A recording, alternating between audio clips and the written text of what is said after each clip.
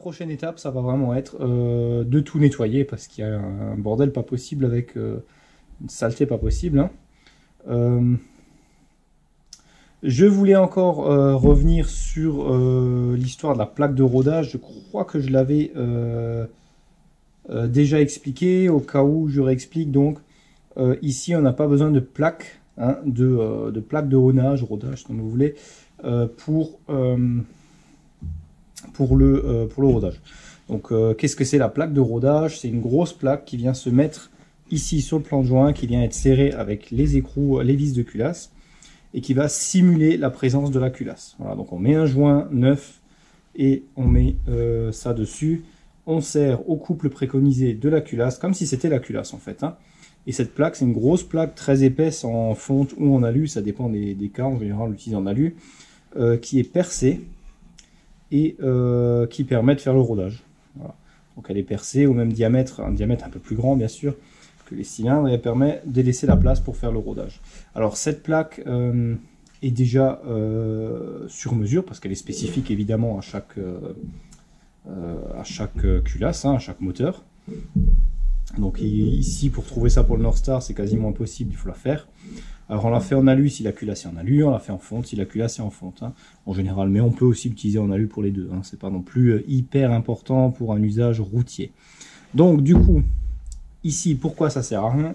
Parce que tout simplement, les cylindres, ici, comme on peut le voir, ils ne sont pas reliés avec le bloc directement, ils sont seulement reliés tout en bas.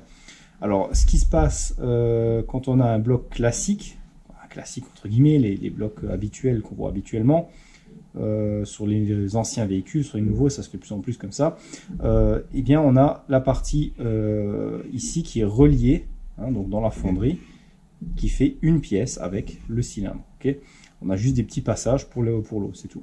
Alors ce qui se passe, c'est quand on va serrer nos vis, du coup, c'est qu'il va y avoir une tension, puisqu'on serre très fort les vis, ça va tirer dessus et ça va déformer.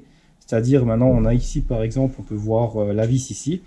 Si c'était relié classiquement ici, ensemble, on tirerait ici sur le point là du cylindre, le point là du cylindre. Et pareil sur toutes les vis. Donc, dans chaque cylindre, on a une déformation à 4 endroits où il y a le serrage. Okay, parce qu'il y a la tension des vis qui va tirer tout ça. Voilà.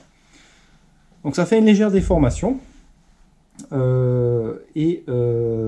Du coup, si on fait le rodage sans plaque, qu'on met la culasse va créer cette déformation, et bien quand la culasse est serrée, on n'aura plus un alésage parfaitement rond. Okay, on aura des marques. Okay, donc pour ça on utilise une plaque de rodage pour faire simuler cette culasse.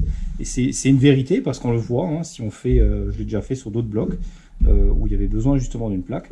Donc on met, si on met pas notre plaque, on fait une passe de haunage sans la plaque, puis on met la plaque. On refait une passe très légère et on voit les zones où ça va toucher. Les 4 coins, ils sont bien visibles, hein. Donc, alors, par contre, sur les versions ouvertes, comme celui-ci, eh bien, il n'y a pas cette déformation, okay, puisqu'il n'y a pas de vis qui va, il n'y a pas de la partie vissée du filetage n'est pas en liaison avec les cylindres en haut. En bas, j'ai pas vu vraiment de modification parce qu'on est très profond et c'est pas relié directement non plus. C'est relié plus bas que la dimension du filetage. Okay, donc il n'y a vraiment aucune déformation ou alors vraiment très très minime qui n'est pas du tout importante pour une utilisation routière. Et ça sert donc à rien d'utiliser là-dessus une plaque de rodage. Comme dit, j'ai fait l'essai sur un autre bloc. J'avais déjà réalisé plusieurs blocs classiques, des anciens blocs V8 aussi en fonte. Effectivement, il y avait de la déformation. Par contre, j'ai fait plusieurs blocs plus petits sur le même principe que celui-ci. J'ai justement utilisé la première fois, j'ai usiné spécialement une plaque de rodage. Et j'ai fait l'essai aussi, hein, donc avec et sans. Et effectivement, j'avais pas vraiment de différence. Hein, donc c'est vraiment très très minime, hein, ou alors même pas du tout. Hein, voilà. Donc ça, il faut bien le savoir. Si c'est fermé, il est mieux d'utiliser une plaque de rodage. Alors, après, il faut dire que beaucoup le font pas non plus, hein, et ça pose pas non plus de soucis que ça à l'usage routier, c'est pas non plus extrême, hein, mais c'est préférable quand même. Hein. Voilà, donc le rodage se termine. Alors, c'est quelques bonnes heures de travail quand même pour faire ça proprement, pour enlever 4 centièmes, 3 centièmes à peu près par cylindre à la main. En une fois, on se fait les bras, hein, croyez-moi, on le sent. Hein. Donc, vaut mieux faire je l'ai fait là, je l'ai fait en plusieurs fois parce que je n'avais pas le temps de faire en une fois. Et ça laisse le temps au bras de se reposer quand même. Hein. Alors, le truc, c'est qu'il faut que ça soit assez dur. Si on n'a pas assez de tension sur la vis de réglage, eh bien, ce qui va se passer, c'est qu'on aura un trou qui va être de plus en plus conique. Okay, en tout cas, c'est possible. Alors, du coup, on met bien la tension, il faut que ce soit bien appuyé. Hein. Comme je l'ai dit, l'outil Lisle, c'est bien 15 000, j'ai vérifié.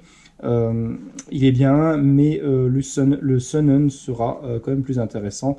Et justement, j'ai trouvé un Sunnen actuellement que j'ai pas encore reçu. Je viens de le commander aux États-Unis. J'ai trouvé ça pour pas cher du tout. Et on va voir la différence quand je l'aurai. Hein. Comment que c'est, ce sera pas sur ce moteur évidemment, mais je suis curieux de voir exactement comment il fonctionnera par rapport à celui-là. Les pierres sont déjà beaucoup plus précises et beaucoup plus intéressantes. Bon, maintenant on va attaquer la partie, donc je vais nettoyer tout ça déjà, et après je vais attaquer le perçage. Alors, il y a plusieurs choses à faire. On va je vais déjà voir comment je vais faire, parce que je ne vais pas le percer sur la fraiseuse, comme dit, je ne peux pas le faire sur la fraiseuse. Je vais donc fabriquer un support, ok, parce que j'ai pas acheté le support chez Northstar. Northstar Performance vend un kit d'installation. Alors le kit de guide de perçage en fait, hein, donc il se fixe dessus. Je l'avais pas pris parce que je pensais pouvoir faire ça à la fraiseuse. Finalement c'est pas le cas. Bon, je vais pas le commander, j'ai pas le temps pour ça, c'est trop long à faire venir tout ça. Alors je vais le faire moi-même avec une plaque en acier, souder 4 ronds que je vais usiner et tout ça bien surfacé, percé à la fraiseuse. Et voilà, donc ça sera très simple. Alors on se retrouve maintenant pour le perçage du bloc pour installer les goujons. Alors ce que j'ai fait en premier, j'ai masqué avec du scotch de masquage la totalité pour simplement éviter d'avoir tous les copeaux qui rentrent dans les chambres de refroidissement, dans les cylindres, enfin bref, histoire que ce soit un peu plus propre. Hein. Donc ce qu'on va faire, on va utiliser l'outil que j'ai fabriqué. Alors qu'est-ce que c'est comme outil? Alors je vais pas montrer la fabrication de l'outil en lui-même parce que bon, c'est du vite fait, hein, un bout de ferraille, machin, ce que j'avais sous la main. Et c'est un outil qui est aussi vendu par Northstar Performance directement dans le kit si vous achetez le kit complet. Moi j'avais juste pris le kit goujon et non pas le kit complet parce que je pensais le faire à la fraiseuse. Ça n'a pas été possible, donc là commander c'est juste impossible, j'ai pas le temps d'attendre, je l'ai donc fait moi-même, et en plus il n'est pas donné. Hein. Alors je vous ai pas montré vraiment la fabrication parce que c'est un outil qui, comme dit, qui est vendu et qui est j'ai pas envie de faire de mauvaise de freiner, enfin, même si je pense pas, mais j'ai pas envie de freiner les ventes de chez Northstar ou de faire du tort en montrant comment faire l'outil. Hein. Donc on va rester, voilà, de toute façon celui qui sait faire ce genre de choses, un percer et repercer un bloc, il saura fabriquer ça, hein, y a pas de souci. Donc c'est du vite fait, un bout de ferraille, de chute que j'avais, quelques morceaux. Hein. Alors on remarque que les trous n'ont pas l'air centrés sur les morceaux là, parce que j'ai fait ça vite fait, j'ai juste coupé en biais, j'ai fait des soudures, enfin, en plus c'est un acier qui se soudait pas trop bien pour les tubes là. Alors ça n'a pas d'importance, hein. Ce qui est important c'est l'anthrax entre chacun de ces trous, et celui-là il est parfait, donc je suis au centième près, je l'ai fait à la fraiseuse au centième près, le bon écart entre chaque trou. Donc on a les deux gros de guidage, celui de perçage et de filetage, ok, donc, enfin taraudage. L'important c'est d'avoir 102 mm de ce sens et 110 de l'autre, donc c'est l'écart ici, on est à 102 exactement entre chaque trou sur la longueur et 110 exactement de ce sens. Alors d'origine, c'est ce qui est d'origine. Par contre, on remarque bien, si on les mesure tous, on remarque qu'il y a une tolérance très large. Hein. J'en ai avec presque 4 dixièmes, donc presque un demi-millimètre de différence, de décalage, donc dans tous les sens. Donc c'est pas non plus, voilà, c'est pas super précis. Les deux qui sont précis, c'est celui-ci et celui-ci, parce que c'est les trous de guidage, ok. C'est vraiment les seuls. Bon. Alors pour l'outil, comme dit, hein, l'important c'est pas que ce soit centré sur les ronds, du moment qu'il y a assez de matière qui reste, c'est impeccable. Ce qui est important, c'est d'avoir le bon anthrax. Voilà. Donc on va l'utiliser tantôt de ce sens, comme ça.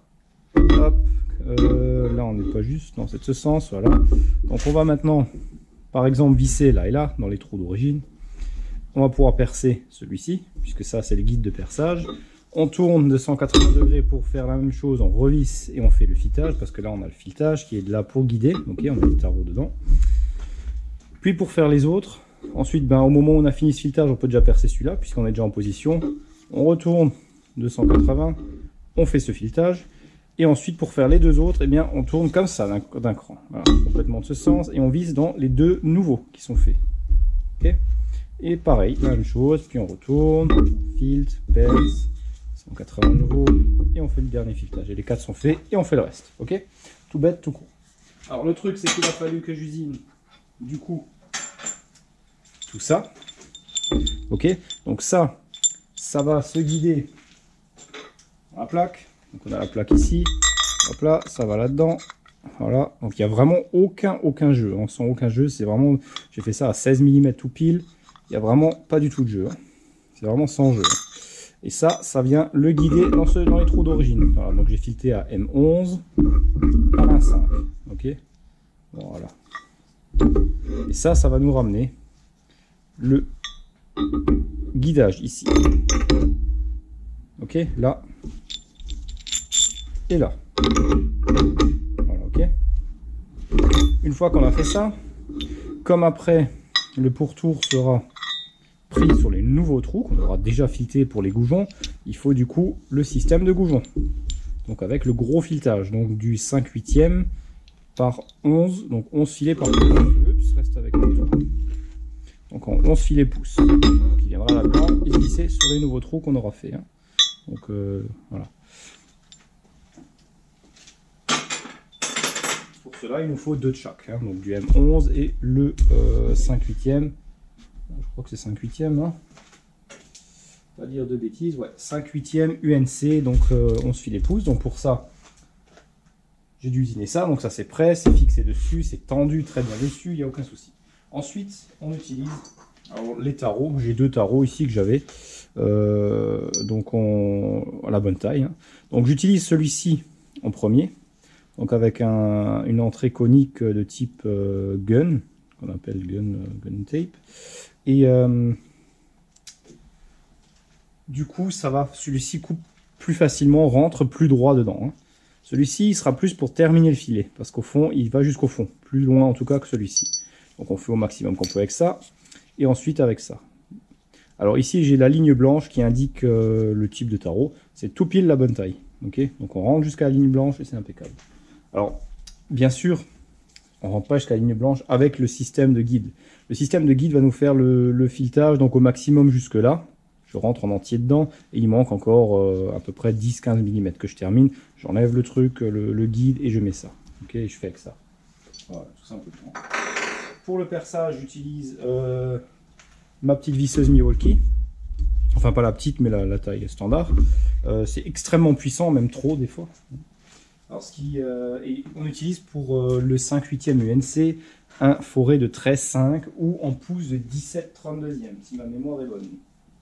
Ce qui correspond à du 13,5 exactement. Alors, j'avais le premier forêt. Ça, c'est celui que j'avais acheté spécialement pour. C'est un forêt en pouce 17/32e. On perce à 2,25 pouces, donc à peu près 57 mm de profondeur. J'ai fait un repère sur le forêt. Ici, c'était l'écriture, tout pile. Ok, donc ça tombait bien. Sur l'autre, j'ai fait un repère. Alors celui-ci, qu'est-ce qu'il y a eu? Il s'est plié. Le forêt, je ne sais pas si on le voit, mais il est plié. Hein, il tourne plus rond du tout. Il s'est plié à peu près à ce niveau-là. Alors le problème qu'il y a, c'est que le trou fait quasiment 13 mm et on veut aller à 13,5. Donc il reste presque plus rien à enlever. Ok. Et avec de l'alu, avec un forêt classique, il va se tirer dedans très violemment, hein, ça va se tirer, il faut vraiment retenir pour pas qu'il rentre dedans, parce qu'il va faire comme un filetage et il va se rentrer dedans. Et ça va forcer à fond, et ce qui s'est passé, il s'est plié. Bon, c'est la forêt de merde, hein, honnêtement, hein, parce que bon, c'est pas de la marque. Voilà, et il a plié. Hein. Il est vraiment plié, on le voit, si je le fais tourner à plat sur la table, ça fait énorme, plusieurs millimètres. Hein. Heureusement, j'avais encore ce forêt de très haute qualité qui, lui, ne pliera pas, enfin, j'espère. Et qui a... alors, je dis plié pourquoi? Parce que j'ai déjà fait l'autre côté, hein. Parce que vous vous disiez, oui, comment tu as plié? Mais le côté, l'autre partie est déjà faite. Mais bon, voilà. Alors, du coup, ben, il faut faire gaffe.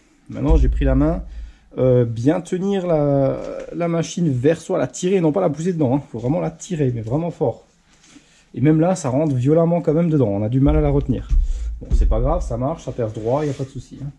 J'ai eu la chance de trouver pour ici un acier très dur. Le guide, il est en acier beaucoup plus dur que les autres. C'est un morceau que j'avais. Voilà. Alors, mis à part ça, qu'est-ce qu'il y a d'autre à savoir? Oui, donc le fourré de celui-ci est de qualité. C'est un ancien stock allemand, le 13.5. Voilà. L'autre, c'est un truc que j'avais acheté sur eBay US, mais il avait l'air pas mal, hein, mais bon, après, voilà, je sais pas ce qu'il y a eu. En tout cas, il a cassé.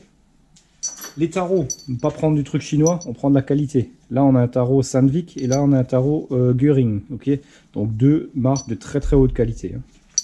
On est sûr d'avoir de la qualité, faire un beau filetage propre. Ok.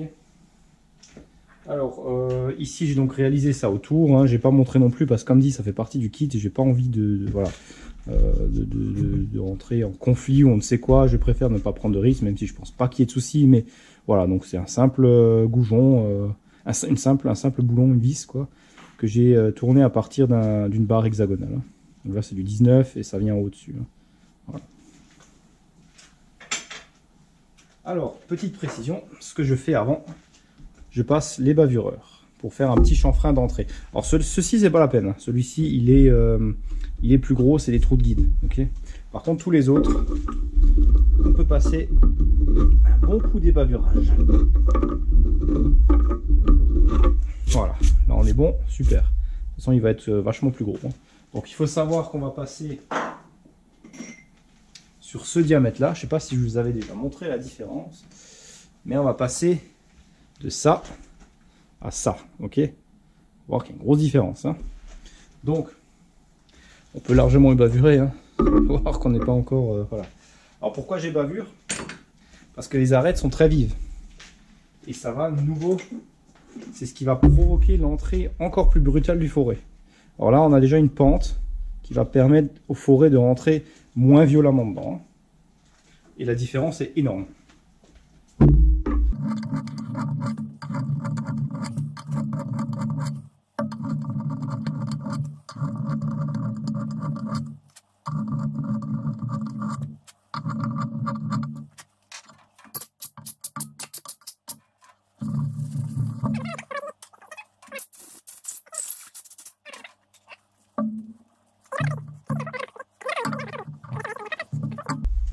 Puis on va visser ça dedans.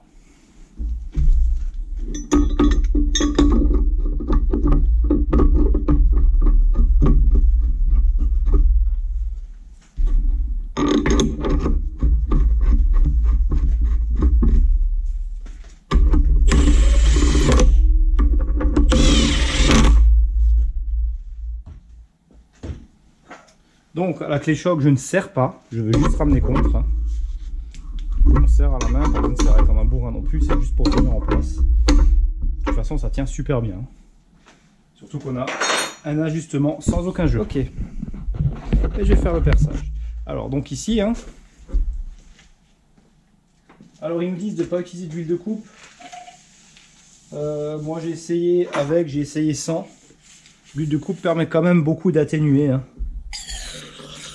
En tout cas, j'ai trouvé. Permet d'atténuer l'arrachement, en tout cas dans mon cas. Alors ici, je rentre pour avoir le perçage de 2,25 pouces. Je dois rentrer plus l'épaisseur des 35 mm du guide. Je dois arriver jusque là. Jusqu'à peu près à ras avec l'hélice. Hein.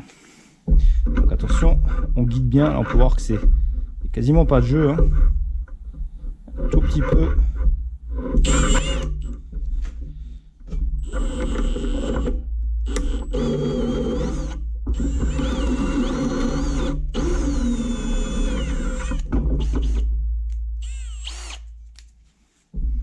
Alors, on rentre encore un peu, on peut voir comment ça rentre vite. Hein.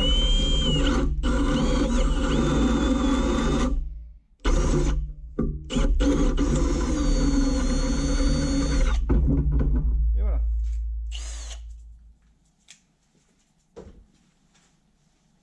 Déjà terminé.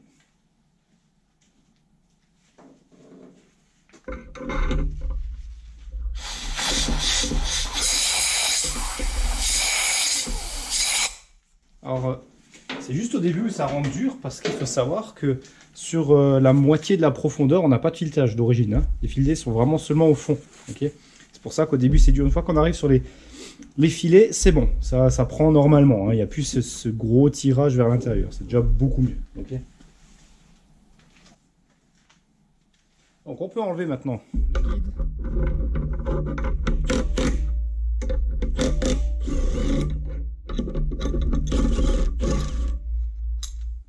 Voilà. On vérifie que c'est propre. Ah, le trou est bien percé, super. Et on vient l'inverser. On le met comme ça pour amener le système avec le tarot.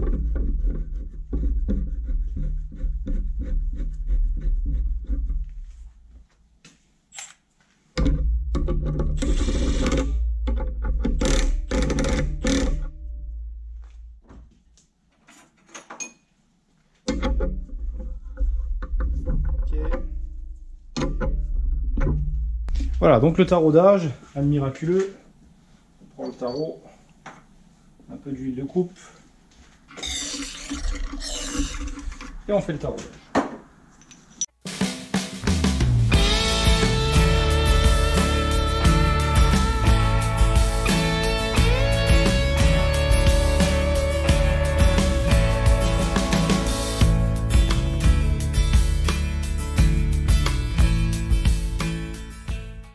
Voilà, et on termine le reste à la main.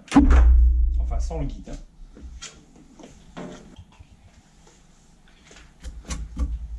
Voilà, super. Donc le début ici ne prend pas à peine le tarot, un petit peu touché, ce qui est pas grave du tout. Mais le filetage commence plus bas. Bah, ça, c'est le trou de guidage. Hein. Il faut voir qu'il est plus grand de chaque côté. Hein. Et maintenant, on utilise celui-ci. On remet un peu d'huile.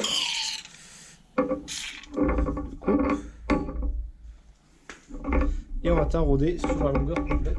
Donc on nous dit qu'il nous faut 2,25 pouces du plan de joint jusqu'au fond. Donc exactement jusqu'à la ligne blanche.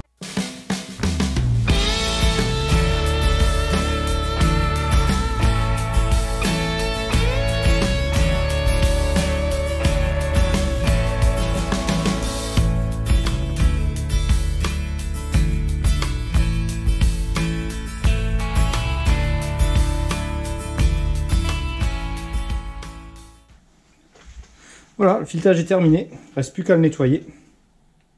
Donc je fais ça en caméra spéciale, hein. Je vais tourner, repasser un coup de soufflette, un bon coup de nettoyant frein, et à nouveau un coup de soufflette, qu'il n'y ait plus aucun copeau, que ce soit propre jusqu'au fond et sec. Ok. Ensuite, le goujon se vissera dedans, hein. Donc sans problème. Alors les goujons sont à visser entièrement et 2 à 3 mm en dessous du plan de joint, ok. Il n'y a rien qui dépasse, sauf pour ceci, celui que je viens de faire. J'utilise ce type de goujon qui a une partie de guidage. Okay, c'est le guide pour centrer les culasses. Donc il y en a 2 par culasse.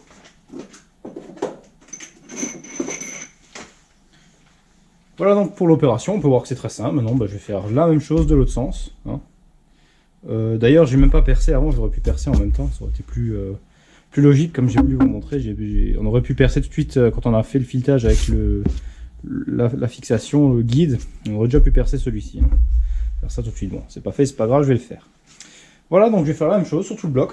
Donc vous avez l'idée, hein, il n'y a vraiment rien de compliqué. Une fois que ce sera fait, je vous reprendrai pour la suite. Alors la suite, ça sera quoi?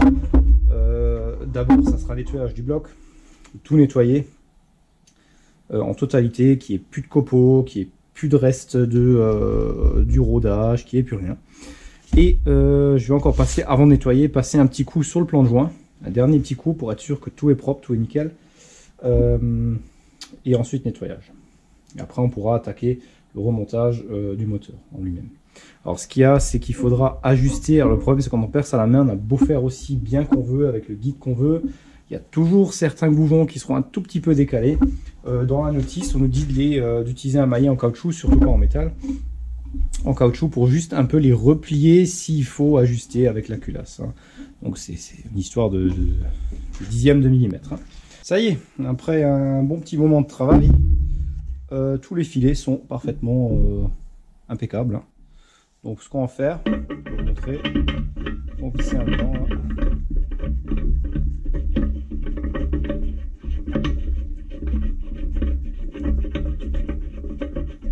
Et voilà, parfait, c'est dedans. Un tout petit peu de jeu, comme ça doit être, hein, impeccable. Super. Donc, ils sont tous mis.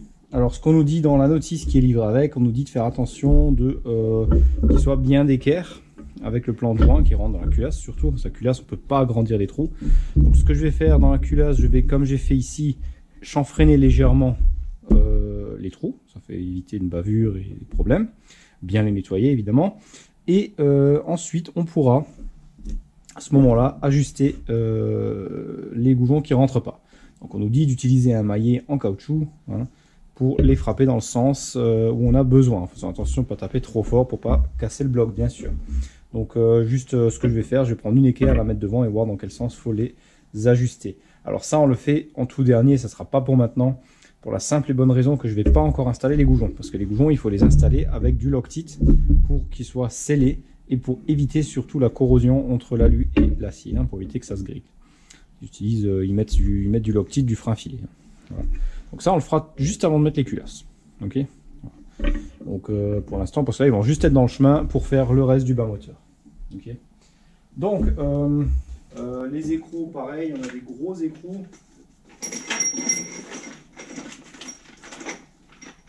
Voilà. Donc les écrous qui vont servir, c'est ceux-ci. Donc ils sont déjà des écrous hauts avec une grosse rondelle aussi qui est là-bas dedans, hein, je ne vais pas montrer, voilà, donc ça se visse là-dessus et ça sera serré sur la culasse. On a la place, hein, donc sur la culasse il n'y a aucun souci pour mettre des écrous comme ça, il y a la place, il n'y a rien qui gêne, c'est une bonne chose aussi. Et voilà, bon, ça c'est pas mal. Alors, petite précision pour le forêt, parce que je vous avais dit effectivement que j'ai eu un petit souci, le premier forêt qui s'est plié, et puis l'autre aussi, l'autre s'est pas plié, mais l'autre rentre aussi, les deux rentraient très rapidement dedans, hein, ça a tendance à faire un filetage carrément et à prendre trop rapidement. La solution pour ça, alors je ne l'ai pas fait parce que voilà, c'est d'utiliser un forêt spécial pour l'alu, avec un ongle d'hélice et un affûtage différent. Alors, on pourrait, si l'hélice serait plus resserrée, il aurait déjà moins tendance à rentrer aussi vite, parce que plus l'hélice est grande, plus il va rentrer vite. Et là on le remarque déjà, parce que mon hélice est déjà beaucoup plus resserré que celui-ci. Donc ça marchait beaucoup mieux, hein. Disons ça rentrait moins vite, hein. Celui-ci c'était inacceptable, hein, ça rentrait une vitesse. Et l'angle d'affûtage qui devrait être différent pour l'aluminium. Bon après voilà, je n'ai pas en 13,5, voilà. Je n'ai pas prévu le coup sur ça, hein, vu que c'est tellement peu à enlever, c'est le problème. Alors ce qu'on peut aussi faire, c'est légèrement émousser l'arête pour qu'elle coupe moins bien, ok? Parce que bon, c'est un peu con à dire, mais si elle coupe trop bien, on a ce problème, hein. Donc il faudrait qu'elle coupe légèrement moins bien, pour éviter de manger tellement facilement dedans. Donc c'est une solution. Bon là ça a fonctionné, hein, c'est pas non plus critique, hein. Il faut bien tenir la machine, et les petites visseuses là, les Milwaukee sans charbon, les brushless, ont vraiment une force absolument exceptionnelle, hein. Franchement, ça en envoie quoi, hein. Voilà, donc maintenant il me reste beaucoup de nettoyage, hein, dans tous les sens. Alors le nettoyage c'est une partie vraiment importante, parce que il nous faut absolument que tout soit parfait. Je veux pas de copeaux, de reste. Là on peut voir, il y a quand même des petites saletés qui sont rentrées pendant le rodage par exemple, hein, il y a pas mal de saletés qui restent, ça a coulé un peu partout. Tout ça doit être enlevé à 100%, ok, pas à 99,9, à 100%. Donc alors autant dans les chambres de combustion, et surtout dans les passages d'huile. Les chambres de combustion, oui, de combustion forcément, c'est pas ça que je veux dire.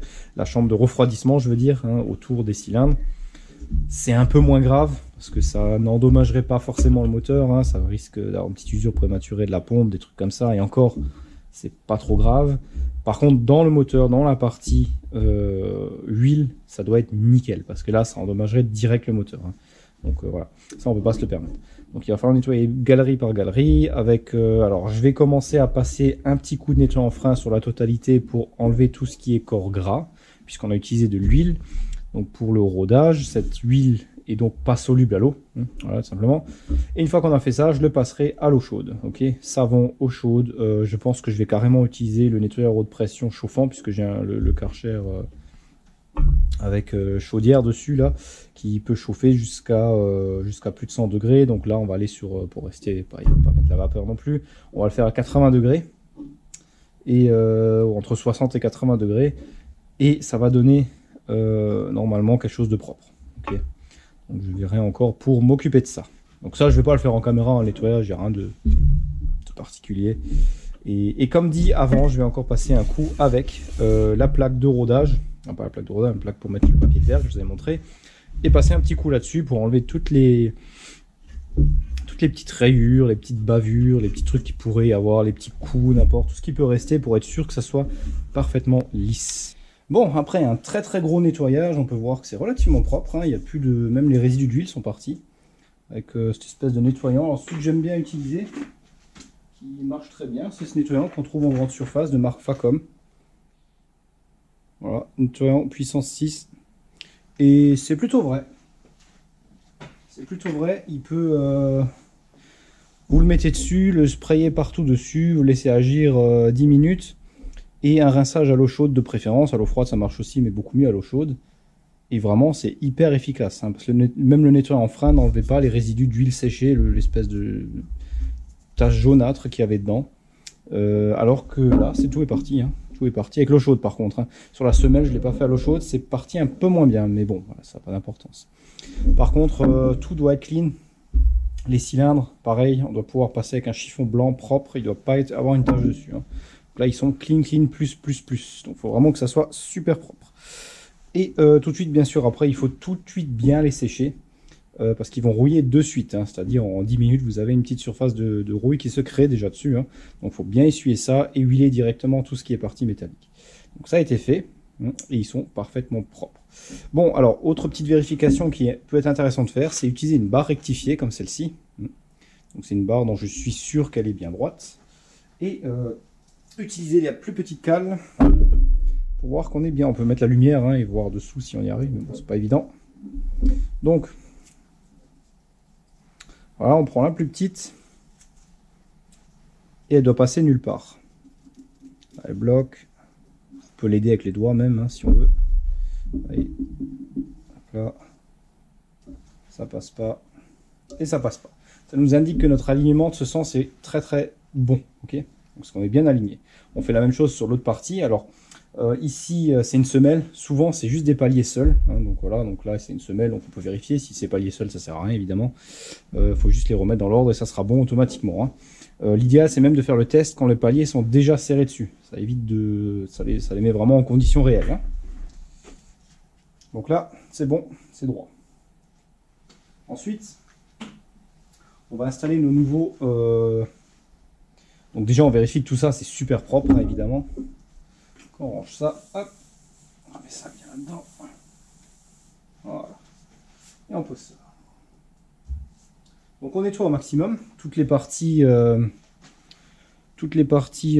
possibles, imaginables, qui est vraiment plus rien. Là c'est tout propre. Donc on voit qu'il y a des petites traces comme une espèce d'oxydation. Donc avec un petit papier de verre fin, on les enlève, hein. Mais vraiment très léger, hein. Il ne faut pas enlever beaucoup, hein. C'est vraiment juste pour enlever les traces qu'il y a dessus, hein. Donc il faut que ça soit propre. Ensuite, ne pas hésiter à utiliser une pierre à huile très fine pour passer un coup partout dessus, parce que on veut vraiment pas qu'il y ait de bavure sur les angles ici par exemple, hein, et que tout soit bien plane. Pareil sur la semelle, on fait la même chose, hein. La semelle vient se mettre de l'autre sens dessus, on fait la même chose. Donc ce qu'on va faire maintenant, c'est qu'on va utiliser on va installer les paliers à sec, tout à sec, le vilebrequin pareil à sec. Et on va utiliser on va vérifier le jeu entre le vilebrequin et les paliers. Donc ça se fait à sec. Attention, c'est très important de le faire à sec, il ne faut pas d'huile, hein. Si on met de l'huile, on fausse tout, puisque l'huile prend déjà une certaine épaisseur. Okay, donc à sec avec ce qu'on appelle les plastic gauge. Donc c'est les petites filaments de plastique calibrés qu'on vient poser sur chaque palier. Puis on vient serrer au couple d'origine, hein. Donc on vissera tous les vis des paliers. Inutile de visser ceux à l'extérieur, hein, sur la semelle, ça sert à rien. Dans le bouquin aussi, on nous le dit, juste ceux des paliers, ça suffit. Et la plaque qui vient au-dessus, hein, bien sûr. Donc tout sera serré comme si c'était monté. Ces petits filaments qui ont été interposés entre vont s'écraser. Ils vont s'écraser vraiment à une certaine largeur. Et c'est cette largeur qu'on va venir mesurer. Donc on a une règle spéciale qui est avec pour nous donner les jeux. Donc l'écrasement, elle va s'écraser par rapport à la place qui lui reste. Okay, Plus elle est large, moins il y a de place. Ok, plus elle est, donc ça veut dire qu'elle s'est écrasée plus. Donc on va s'occuper de ça. On va couper des petits morceaux, on va faire ça. Alors je vais encore nettoyer les vis, qui ne sont pas encore propres d'ailleurs. Et préparer le montage. Donc la semelle est parfaitement clean. Et encore le vilebrequin nettoyé correctement, bien sûr. Il y a encore un peu gras, je ne l'avais pas. Alors ça, c'est des trucs que j'aime nettoyer en dernière minute pour éviter qu'il soit trop longtemps sans huile. Parce que l'huile est nécessaire pour ne pas que ça rouille, ok? Bon, maintenant on est prêt pour le Plastigage. Donc c'est quoi? C'est cette petite boîte. Donc on a ici, après ça, la notice, voilà, ok. Et voilà la matière. Donc c'est ces petits fils là qu'on va venir couper et poser sur le palier du vilebrequin une fois qu'il sera en place, avant de mettre le dessus et les coussinets. Hein. Donc on met déjà les coussinets du bas bien sûr. Et on va poser ça. Alors, on va le couper bien sûr à bonne taille. Et on va serrer tout en place. Comme si c'était définitif. De là, cette bande va s'écraser à la largeur qui reste, hein, l'espace qui lui reste. Plus elle va être écrasée, plus ça voudra dire que l'espace est faible. Okay, et là, on a cette règle avec, selon l'écrasement. Donc ça va s'écraser, faire une certaine largeur. Okay, et on vient comparer avec les traits bleus. Si on a un trait de toute cette largeur-là, c'est qu'on a un espace de 0,025 mm, donc 2 centièmes et demi. Voilà. Si on a ça, on est à 3,8 centièmes à peu près, hein, parce que ça peut être entre, hein, voilà, mais on a approximativement ce qu'il nous faut. Nous, on veut être dans la plage de là à là. Je dirais même plutôt dans ces trois-là. Si on est ici, c'est déjà de l'usure. Hein. En 9, on nous dit même... Alors en 9, ça peut être plus petit. Ce jeu-là commence à 0,025, je n'ai pas d'autre. Mais dans le bouquin, on nous dit que le jeu palier vilebrequin peut être de 1 centième et demi. Ça risque d'être plus large, ok. Si vraiment c'est plus large, on fera une mesure avec une autre méthode, avec la même méthode que j'ai utilisée pour les cylindres en fait. Hein. Donc on montera les paliers et la demi du haut avec les paliers également. On serre, mais sans mettre le vilebrequin. Et on mesure à l'intérieur. Et ensuite on fait la différence par rapport au diamètre du vilebrequin, ça nous donne notre jeu. Mais voilà, ça c'est plus simple et plus accessible. Hein, donc c'est intéressant de le montrer en vidéo. Donc on peut voir, plus c'est gros et plus moins il y a de place, hein, moins il y a de jeu. Donc là on peut mesurer jusqu'à 17 centièmes et demi, donc 1,075 mm, ou 17 dixièmes, 1,7 dixième plutôt. Donc ça, c'est par comparaison et ça nous donne une tranche. Voilà, ok. Donc moi j'espère être dans les deux tranches là, voire celle-là. Donc en limite 9, c'est de 0,15 à 0,015 mm à 0,055. Ça c'est ce qu'on nous donne. Et l'usure, on nous la donne à maximum 0,070. Donc 7 centièmes de jeu maximum avant changement des paliers ou du vilebrequin selon les conditions. Hein. Donc là ce qu'on va faire, donc on a ça, c'est qu'on va tout simplement, ça on va le mettre de côté pour l'instant, on va déjà installer les paliers. Okay, je veux bien rentrer là-dedans, voilà, on va poser ça à côté. Alors ce qu'on nous dit de faire, c'est de poser la notice, il n'y a rien de spécial, il faut poser un petit morceau dessus, et on nous dit de mettre la demi du haut qui vient contre, donc sur la partie palier. On nous dit de mettre, sur le coussinet, on nous dit de mettre un petit spray, un petit coup de spray de lubrifiant silicone. Donc c'est juste pour éviter que le plastique se colle sur la partie du haut.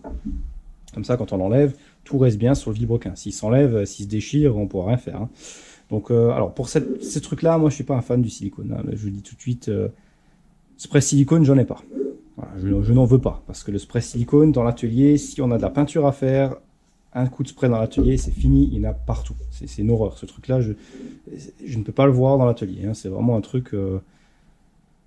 ça nous gâche toute la peinture, hein, ça c'est clair. Donc, je préfère ne pas l'utiliser. Et je mets tout simplement... Alors, ce que j'ai sous la main, on peut mettre une toute fine couche d'huile, mais alors de l'huile très fine. Faut pas que ce soit trop épais, même si voilà.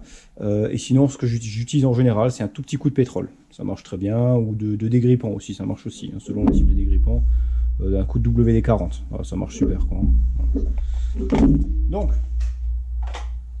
ça de côté. Et on va installer les nouveaux coussinets. Donc les coussinets Clevit, qui sont quand même parmi les meilleurs, hein. Pas lésigner sur la qualité. Voilà.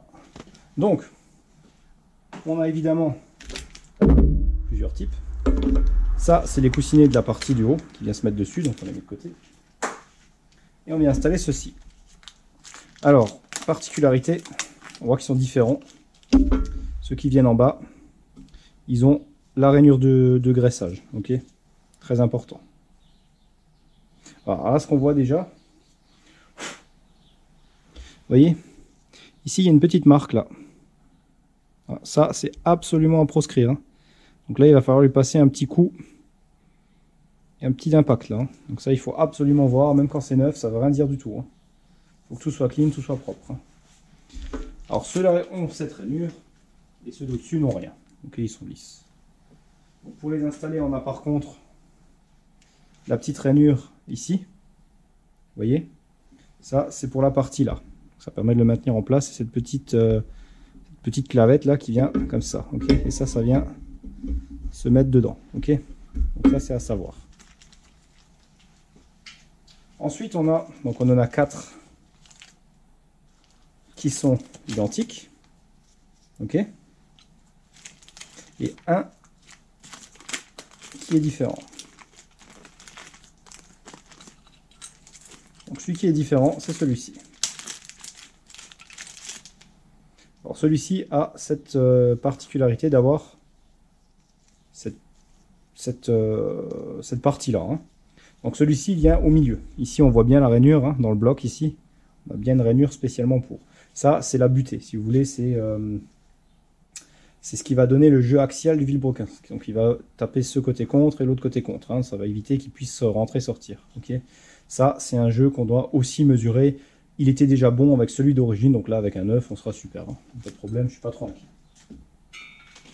Alors s'il y a trop de jeu axial, il y a plusieurs possibilités. Quand il y a trop de jeu axial, ça peut être la butée ici qui est tout simplement usée, ou dans le vilebrequin que c'est usé. Donc si c'est dans le vilebrequin, il n'y aura pas le choix de le changer, sauf si on trouve des surépaisseurs ici, et je ne sais pas si c'est existant, c'est pas facile à trouver en tout cas, c'est ce que je peux dire. Donc là c'est propre, on vérifie tout. Là aussi on a une petite marque, hein, pareil, hein, ça il faut absolument éviter.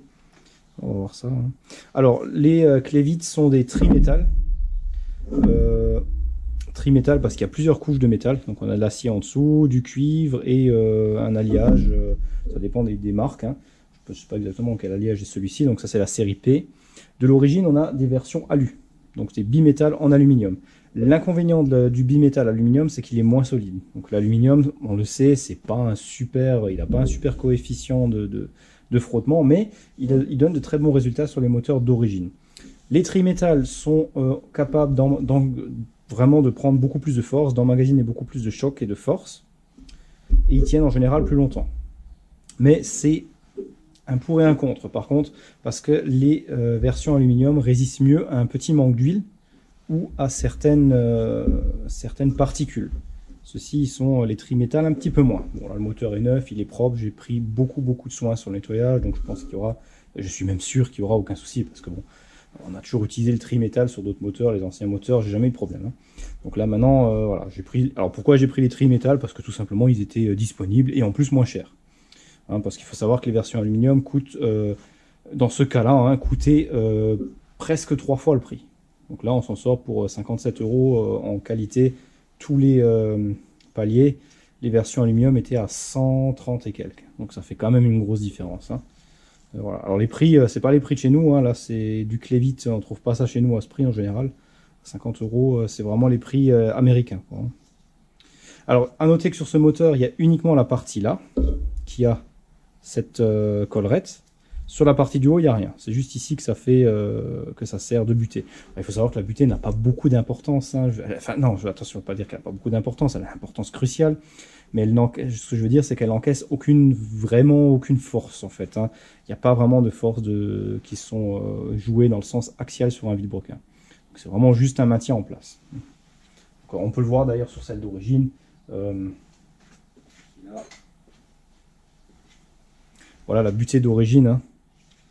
Regardez, elle est presque neuve, hein. De ce côté-là, elle n'a aucun frottement, à part un tout petit peu ici. Et ici, elle a un léger frottement. Vous voyez, à peine visible, hein. Elle est vraiment comme neuve, hein. Donc il n'y a vraiment aucun effort axial, hein. Surtout si le moteur, si la poulie à l'avant est bien installée, que les courroies sont bien alignées, que tout est bien mis, il n'y a vraiment pas de problème au niveau axial. C'est vraiment très léger, il n'y a vraiment rien.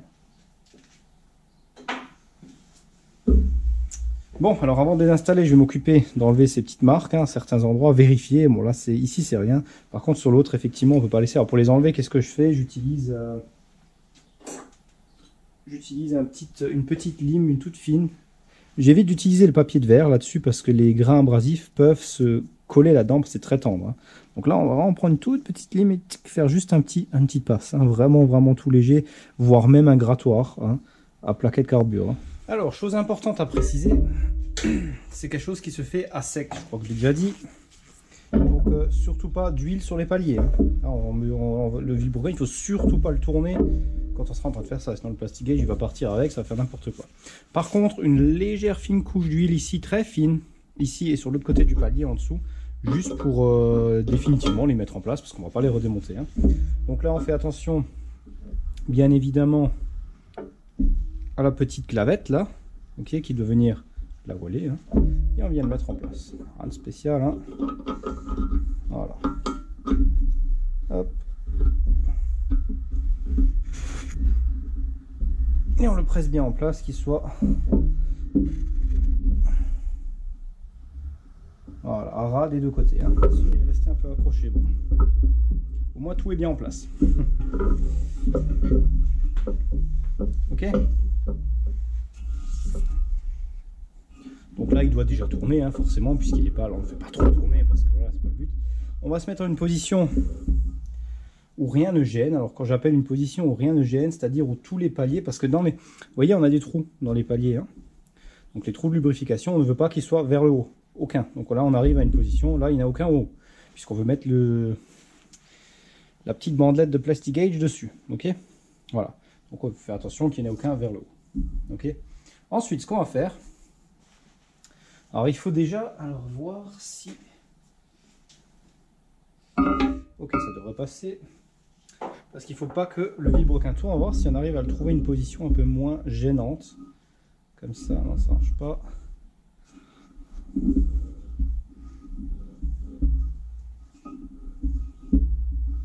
Voilà, où les masses sortent un peu moins. Ok, pour avoir plus de place pour glisser. Voilà, c'est pas mal. Donc là, on peut passer au-dessus, au-dessus. On peut poser, il n'y a pas de problème.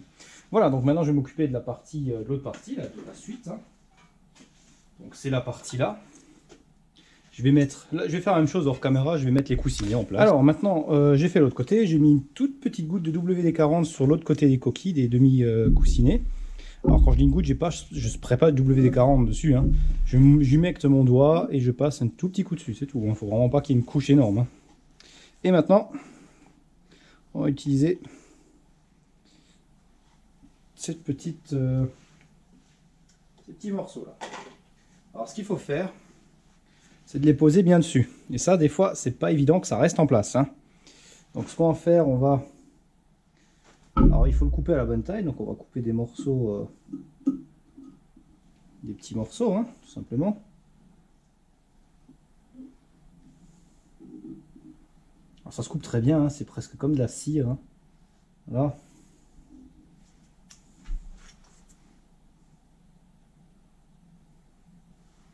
Essaye de les garder relativement droits et surtout relativement propres.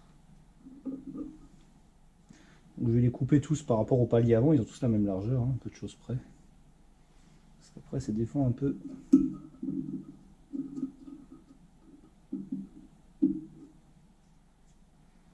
difficile à garder en place. Voilà.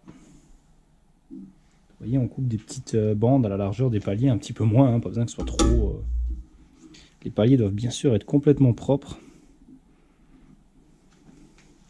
Et on vient, vous voyez, le poser dessus, en haut, ok. Je vais un petit peu bouger mon bloc pour qu'il reste.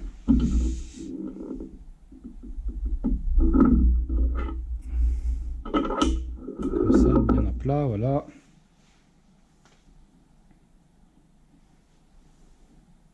J'espère qu'on voit quelque chose, hein. La lumière est pas top, mais bon, j'ai pas d'autres possibilités ici. Voilà. Voilà. Et je fais la même chose pour les autres, j'en ai déjà mis un devant, on fait la même chose là, là. Voilà, donc ils sont tous en place, donc on fait bien attention qu'il n'y en ait aucun qui tombe, sinon bah, c'est loupé, hein. On a ici les ergots de centrage, les 4 pions de centrage, hein, qui est resté sur l'autre partie. J'ai mis un tout petit peu d'huile dessus pour éviter que ça soit trop grippé, pour redémonter tout ça, hein, parce qu'ici toutes les demi-coquilles sont en une partie. Bon, alors on va mettre ça en place, mais il ne faut pas taper au maillet pour l'emmancher dans les pins, c'est ça le plus dur ici en fait. Parce que si on tape au maillet, on va faire tomber nos petites barrettes, hein. Alors une bande, elles sont relativement longues, hein, c'est un peu plus long que le doigt, hein. Donc ça suffit exactement pour faire mes 5 paliers. Il me reste plus rien du tout. Donc on prend l'autre partie. En vérifiant que tout est parfaitement clean. Et on vient mettre ça en place. Donc très délicatement, on vient poser ça. Sur le palier pour surtout rien faire bouger. Voilà, super. Ok. Voilà, une fois qu'on a tout serré au couple et à l'angle, eh bien on dessert tout. Exactement comme on a fait, on redessert dans le même ordre, hein, on ne dessert pas trop complètement, on laisse un peu de tension. Et je desserre que ça soit plus très tendu, et après j'enlève le reste à la clé choc juste pour voilà, enlever. Hein. J'évite de le faire tout de suite à la clé choc, j'ai rien envie d'endommager, hein, donc c'est préférable de pas trop, voilà, ok. Donc on ne tourne surtout pas le vilebrequin, hein, ça c'est très important.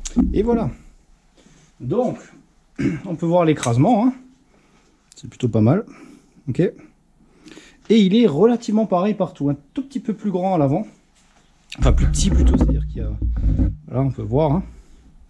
Celui-ci un peu moins écrasé. Mais dans l'ensemble, ça sera correct. Je pense qu'on est pas mal. Et maintenant, on va faire la comparaison du coup. Donc on va prendre notre règle. Voilà. Et on va mesurer notre écrasement.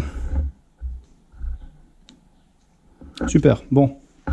Qu'est-ce qu'on a ici ? On compare avec ça, regardez. Donc déjà on n'est pas à 0,25. On est plutôt à 0,50, vous voyez. Voilà, 0,50 là à peu près. Hein. Même presque exact. Hein. Légèrement moins que 0,50. Un peu en dessous, je dirais qu'on doit être à 0,45. 4 centièmes et demi, parce qu'on est un tout petit peu plus petit là. Hein. On regarde le suivant.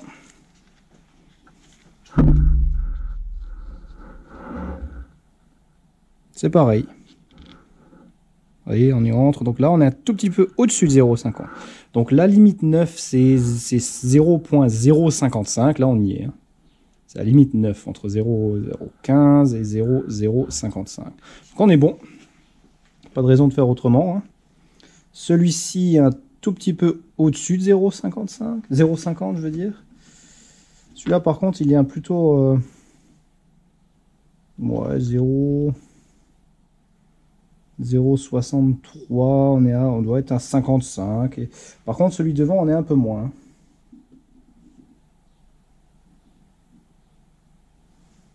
Il n'y a que celui tout devant qui est un tout petit peu plus usé. Hein. Bon, ça après, c'est pas spécialement grave. On est dans les tolérances, en tout cas. Hein. Celui devant, on est plutôt à 0,60.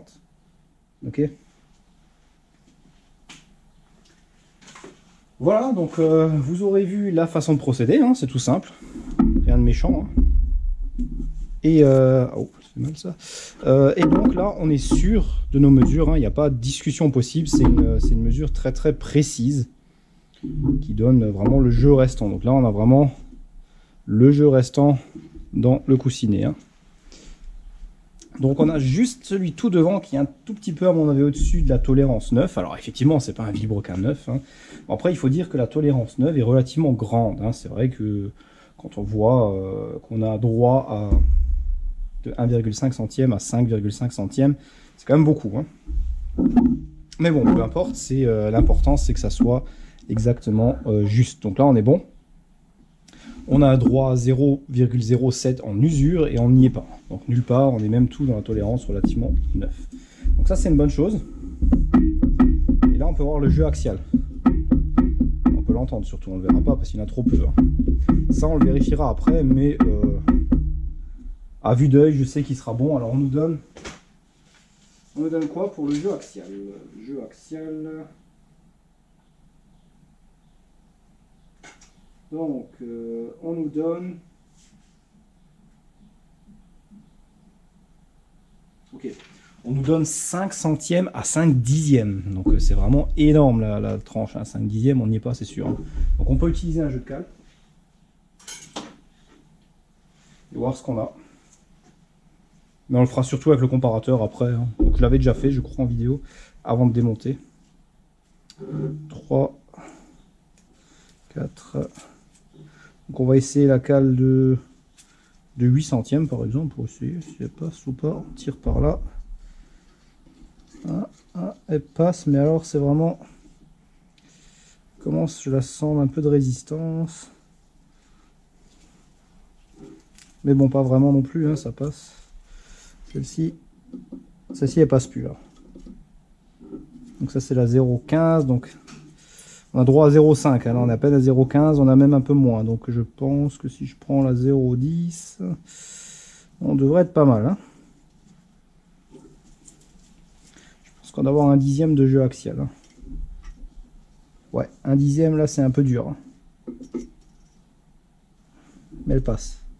Voilà. Donc on peut peut-être passer la 0,11 ou 0,12 si on va essayer la 0,12.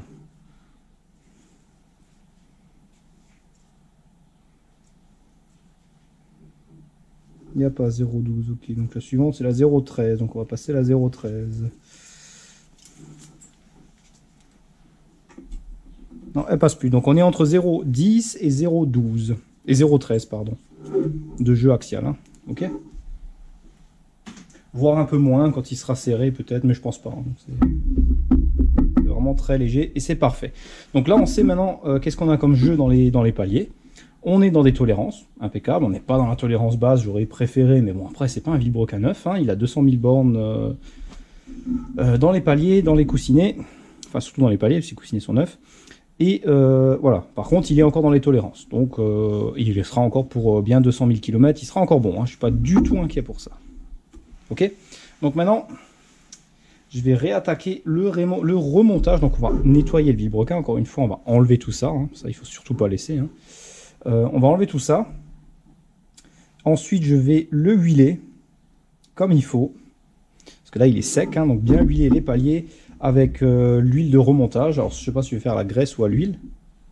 Parce que j'ai une huile de remontage, spéciale remontage, et une graisse de remontage qui est utilisable pour ce genre d'application. Je vais voir laquelle je vais prendre. Ensuite, on va... je vais remettre tout ça. Alors, je vais le faire hors caméra parce que je vais faire exactement la même chose que je viens de vous montrer. Mais définitivement, voilà, la même chose, pas de différence. Seule différence, c'est qu'on va rajouter toutes les petites vis, hein, donc je vous reprendrai pour le serrage, et puis voilà. Donc, et autre différence, ici on a un joint, enfin, on le voit la caméra, là. Enfin, on le voit, okay. Alors, ici, voilà, donc là on a une rainure pour un joint, ok, donc on va remettre le joint. Par contre, il y a une particularité, c'est que il y a eu, entre guillemets, un rappel, hein, c'est pas moi un rappel, mais une modification. Ce joint a toujours eu des soucis de légère fuite, hein. Il y a toujours eu des petits sointements à ce niveau-là, sur tous les North Star quasiment, de cette époque. Hein. Donc, la solution qui est préconisée, c'est de réutiliser l'ancien joint, parce que d'ailleurs, je n'ai pas trouvé en neuf. Et puis, il est en très bon état, hein, il n'y a pas de souci, c'est des joints silicone, il n'y a aucun problème. Et avant de le mettre, un cordon de pâte à joint, ok, puis un peu de pâte à joint par dessus et on ferme, ok, et là ça va faire tout ça bien étanche. Par contre il faut que ça soit parfaitement propre, donc il faudra bien nettoyer et surtout dégraisser, ok, ça c'est le plus important. Une fois que ça c'est fait, on pourra remonter notre vilebrequin, nos paliers dessus, et mettre toutes les vis qui restent, ok. Donc là il n'y a plus grand chose, on est presque au remontage du vilebrequin. Le Plastigage, on le refera sur les paliers, ici, sur les coussinets des bielles. Alors, vous me direz pourquoi je le fais pas tout de suite. Alors je le fais pas tout de suite parce que j'ai pas besoin de le faire tout de suite, parce que je sais par mesure, donc j'en avais mesuré ça, je sais qu'ils sont bons. Le problème, c'est pas de voir si ceux-là sont bons, hein. Le problème, c'est de voir qu'on ait le jeu correct. Parce que les coussinets, j'ai eu plusieurs fois le cas déjà, où les coussinets étaient légèrement tordus, avaient une petite bosse ou n'importe, et on n'a pas le bon jeu. On a trop peu de jeux. C'est surtout ça qui m'inquiète. Voilà, avoir trop de jeux, en général, je suis pas trop inquiet. Coussinets neufs, les diamètres ici sont bons, sur les bielles aussi. Donc je suis pas trop inquiet. Par contre, c'est vraiment pour être sûr qu'on a le bon jeu. Qu'on n'ait pas trop peu de jeux, ok? Parce que trop peu d'huile, ça va pas le faire, hein. Voilà, donc ça c'est super important. Voilà, donc pour ça, c'est clair. Et maintenant, donc ça on le fera après, une fois que tout sera remonté. C'est un peu plus chiant à faire parce qu'on n'a pas trop l'accès, il faudra les faire une à une, donc ça ira, ce sera pas trop compliqué. Et voilà. Sinon, pas d'autres particularités, mis à part qu'il faut tout bien huiler au remontage, c'est tout, hein. Donc une bonne couche d'huile, d'huile moteur et l'huile de montage si on a, et je vous montrerai ça, de toute façon il n'y a rien de spécial, hein, donc faut pas hésiter à en mettre, faut pas avoir peur, faut que ça soit gras, hein, faut pas que ça soit sec. Surtout que le vilebrequin, le moteur va pas forcément être monté de suite dans le véhicule, hein, il va y avoir quelques temps entre, donc ça sera facile pour la rouille de s'installer. Donc il faut que ça soit parfaitement lubrifié sur toute la surface.